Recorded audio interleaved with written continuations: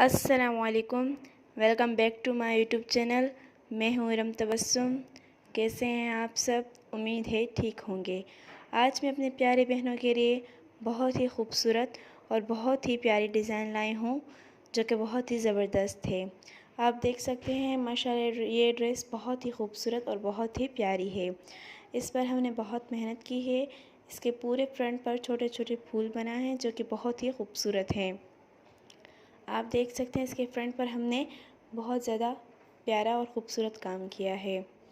Same यही काम हमने इसके गले पर भी किया है जो कि बहुत ही प्यारा लग रहा है।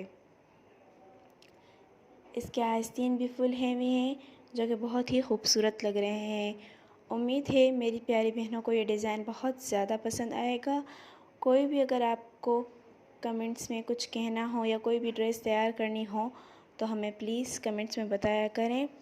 आपका बहुत ज़्यादा शुक्रिया। हमारे चैनल को सब्सक्राइब करें, शेयर करें एंड बेल आइकन को दबाएं। अल्लाह हाफ़िज़। दुआ में याद।